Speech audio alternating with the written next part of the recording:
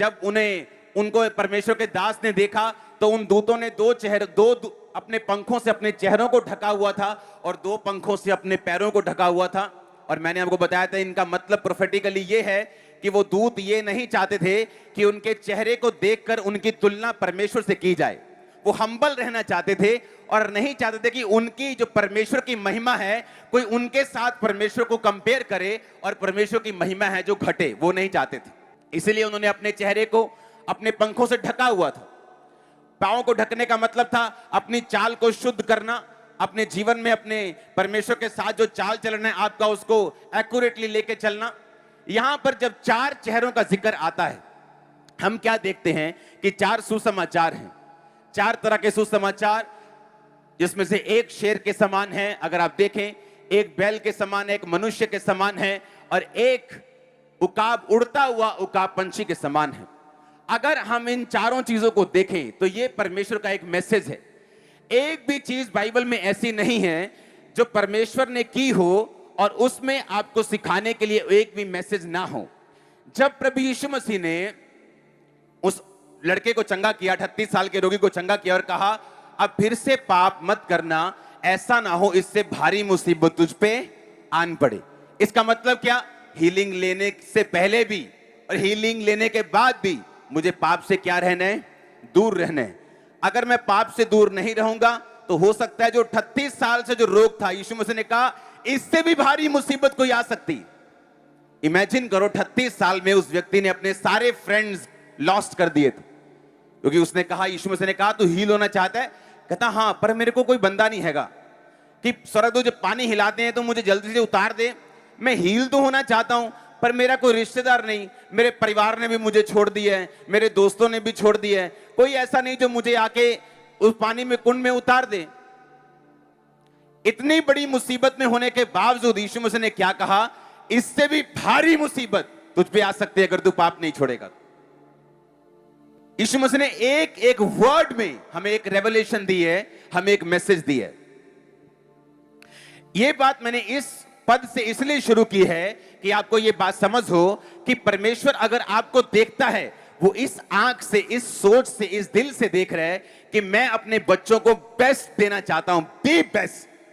आप जिस मर्जी पोजीशन में हो, मैं आपको प्रोफेसी दे रहा हूं, आप बेस्ट की ओर जा रहे हैं आज से यीशु मसीह के नाम में। आप अगर बीमार के रूप में आए हैं यहां पे, आज हीलिंग आपका हिस्सा होगी यीशु मसीह के सामर्थ्य नाम में हुआ। आमीन हो जा, हालेलुया।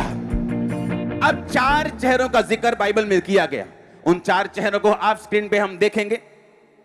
जब उन 4 चेहरों को हम अपनी स्क्रीन पे देखते हैं तो वो इस तरह के थे। इसको फुल स्क्रीन पे दिखाओ। एक चेहरा इंसान का, एक शेर का, एक उड़ते हुए उकाब का और एक बैल का। अब ध्यान से मेरी बात सुनना, यह परमेश्वर का एक मैसेज था। परमेश्वर यह चाहता है कि उसके लोग जो हैं वो आलसी ना हो, वो बेस्ट हो। वो क्या हो? वो बेस्ट हो। इन चेहरों के बारे में हम बात करेंगे आज संडे शाम को, जब तक ये खत्म नहीं होता। 4 तरह के सुसमाचार हैं और ये 4 सुसमाचार परमेश्वर हमें पहले से ही दे रहा है। और उसने प्रकाशित वाक्य में भी कहा कि एक का चेहरा शेर के समान, एक का मनुष्य के समान, एक का बैल के समान और एक का उड़ते हुए उकाब पंछी के समान था। जब हम शेर की बात करते हैं, शेर दिखाता है बड़े दिल को, साहस को, ताकत को, लीडरशिप को, ना डरने को। अगर आप देखें तो जंगल में जो सबसे ताकतवर जानवर है वो शेर नहीं, लेकिन फिर भी शेर जंगल का राजा कहलाता है। अगर शेर और टाइगर की, बाघ की लड़ाई हो जाए तो बाघ उसे हरा सकता है और 100 में से 70-80 बार उसे हरा देगा, लेकिन फिर भी जो बाघ है वो जंगल का राजा नहीं। जंगल का राजा शेर को ही बोला जाता है। पता है क्यों? शेर का अगर आप पोस्टमार्टम करें, उसका हार्ट बड़ा होता है बाघ से भी। शेर मर जाएगा लेकिन लड़ना कभी नहीं छोड़ेगा, पीछे कभी नहीं हटेगा, मर जाएगा वो। अगर बाघ को लगेगा कि मैं मर रहा हूं, वो भाग सकता है। शेर को लगेगा अगर मैं मर रहा हूं, वो भागने की कोशिश नहीं करता, वो लड़ता है, उसका हार्ट बड़ा है। अगर हम एक चेहरा शेर के रूप में देखते हैं, उसका एक मतलब है। दूसरा चेहरा उसने कहा कि वो चेहरा एक ऑक्स के, एक बैल के समान था। जब हम बाइबल में हम ऑक्स को देखेंगे, हम मेहनत को देखेंगे। आज हर बंदा शेर बनना चाहता है, लेकिन इन 4 चेहरों को पूरे किए बिना आप इफेक्टिवली याजक नहीं बन सकते। और अगर आप असरदार याजक नहीं हैं, मैं आपको फिर बताना चाहता हूं, ये चर्च, मैं ये बात आपको 16 साल से बता रहा हूं, 15 साल से जैसे मैं प्रीच कर रहा हूं कि मैं विश्वासियों की चर्च नहीं चाहता हूं। मैं पास्टर्स, आप पास्टर्स हैं, आप इवेंजलिस्ट हैं, आप सेवक हैं, आप परमेश्वर के सेवा करने वाले, ये मैं कब से बता रहा हूं आपको, ये मैं आपको शुरू से बता रहा हूं कि वो विश्वासियों की मंडली नहीं चाहता हूं जो कंफर्टेबल सरमन सुनने के लिए आते हैं, पास्टर साहब से हैंडशेक करते हैं, प्रार्थना करवाते हैं और उसके बाद चले जाते हैं। मैं आपको चैलेंज करने के लिए आया हूं, क्योंकि मैं बाइबल को आपकी लाइफ में पूरा होता हुआ देखना चाहता हूं। मैं वो लोग नहीं देखना चाहता जो हीलिंग के लिए बैक करते रहे, जो प्यार के लिए भीख मांगते रहे, जो हमेशा डाउन लाइफ जीते रहे। मैं आपको बेस्ट लाइफ देने के लिए जितना हो सके आपको वचन की उतनी गहराई में लेके जाऊंगा। और मैं आपकी लाइफ के ऊपर कमांड करता हूं, जिंदगी आज से सेम नहीं है यीशु मसीह के नाम में। Hallelujah, hallelujah. दूसरा चेहरा ऑक्स के समान है, बैल के समान। बैल काम को दर्शाता है, बैल सख्त काम को दर्शाता है, बैल मेहनत को दर्शाता है। जब आप बैल को देखते हैं, आप जानते हैं परमेश्वर शुरू से इन चेहरों की रेवलेशन देता आया। शायद इसीलिए जब शायद हारून को भी ऐसी रेवलेशन मिली हो और इस्राएलियों ने कहा कि हमें तो बछड़ा बना के दे, हम उसकी पूजा करेंगे, तो पौलुस ने कुलस्सियों 2 उसकी 18 में हमें एक वार्निंग भी दी है। वो वार्निंग क्या है? कहता कोई मनुष्य आत्महीनता और स्वर्गदूतों की पूजा करके तुम्हें इस दौड़ के प्रतिफल से वंचित ना करे। कहता है इसका मतलब ये नहीं है कि तुम इन चीजों की क्या करो, पूजा करो, तुम ये लोगो लगा लो और सुबह हाथ जोड़ो, ओके। कहता कोई भी मनुष्य तुम्हें स्वर्गदूतों की पूजा करके इस दौड़ से पीछे ना कर दे, क्योंकि ये स्वर्गदूत हैं, परमेश्वर नहीं। इसीलिए स्वर्गदूत ने अपने चेहरे को ढक लिया कि जब तुम मुझे देखो तो ऐसा ना कहो कि वाओ देखो परमेश्वर जैसा लग रहा है, कितना सुंदर है। उसने कहा मैं अपना चेहरा ढांक लूंगा ताकि तुम्हारी निगाहें परमेश्वर की ओर ही रहें। हालेलुया। अब पौलुस कहता कि तुम स्वर्गदूतों की पूजा करके अपने आप को इस दौड़ से वंचित मत कर देना, पीछे मत रख लेना। जहां जहां आप बैल देखते हैं, आप ताकत को देखते हैं। बैल का मतलब है, आप एक पुराने टाइम में ट्रैक्टर नहीं होते थे, अलग अलग तरह के हथियार नहीं होते थे, बैलों के ऊपर एक जुआ डाल के सारे जमीन को पोला किया, उसको सॉफ्ट करके उसको तैयार किया जाता था। जिनके पास बैल होते थे वो अमीर होते थे। जब एलिया एलीशा को चुनने के लिए आया सेवा के लिए, तो उसके पास 12 जोड़ी बैल थे। बैल मतलब प्रोस्पेरिटी। जिनके पास बैल होते थे, बैल का मतलब है ताकत। बैल कभी थक के बैठते नहीं, लगातार काम कर सकते हैं, बड़े आराम से काम कर सकते हैं, बड़ी दूर तक आपको लेके जा सकते हैं। और परमेश्वर ने क्या कहा? उसने कहा हे दुनिया के थके हारे और बोझ नीचे दबे लोगों, मेरे पास आओ, मैं तुम्हें विश्राम दूंगा। मेरा जुआ अपने ऊपर उठा लो और अपना जुआ मुझे दे दो। हम जब भी देखते हैं बैल 2 की जोड़ी में होते हैं, परमेश्वर कहता अपना जुआ क्या कर, मुझे दे, और मेरा जुआ खुद रख के मेरे साथ खेत में चल, मेरे साथ रूहों को बचा, मेरे साथ। कितने मेरी बात को समझ रहे हैं? उसने कहा मेरा जुआ हल्का है, आमीन। तेरा जुआ भारा है, तू अपनी लाइफ से थक चुका है, बीमारियों से लड़ लड़ के, कमेटियां डाल डाल के, सब तू फाइनेंस खराब कर चुका है, सेहत खराब कर चुका है, लाइफ खराब कर चुका है, फैमिली खराब कर चुका है। तेरा जुआ भारा है, मेरा जुआ हल्का है, उसे ले ले, आ चल सेवा करते, मैं तुम्हें बेस्ट दूंगा, बेस्ट बेस्ट बेस्ट बेस्ट। उसने कहा तुम्हारा जुआ भारा है, तुम नहीं उठा सकते, मेरा जुआ हल्का है। और बैलों पे क्या डालते थे? जुआ। उस पे जुआ डाल के उसके पीछे खड़े होके जमीन को फिर सॉफ्ट करके उसे बीज डालने के लिए तैयार करते थे। मैंने देखा लोगों को, उनको सेवा का काम करना नहीं आता, मेहनत करनी नहीं आती, उन्हें लगता है सिर्फ प्रार्थना करेंगे और सारा कुछ हो जाएगा। परमेश्वर ने 4 चेहरों में एक बैल का चेहरा इसलिए रखा कि हम बैल की लाइफ को स्टडी करें कि बैल किस तरह से काम करता है, किस तरह से वो दिन रात अपने मालिक के लिए खेतों में जाता है, गंदे खेतों में, मिट्टी वाले खेतों में मिट्टी के साथ मिट्टी हो जाता है, ताकि वो फसल जो मालिक चाहता है उसे पैदा किया जा सके। एक बात को हमेशा याद रखो, अगर बाइबल ने हमें यह रेवलेशन दी है कि एक चेहरा उसने बैल का सा देखा, वो आपके लिए और मेरे लिए मैसेज था। आज इस महीने में इस चर्च से कम 10 से 15 लाख लोगों ने इंडिविजुअली सुसमाचार सुना है। मैं टीवी की बात नहीं कर रहा हूं जहां लाखों लोग सुनते हैं, मैं यूट्यूब की बात नहीं कर रहा हूं 1 करोड़ लोग सुनते हैं, मैं दूसरे माध्यम की बात नहीं कर रहा हूं फेसबुक से भी लाखों लोग सुनते हैं।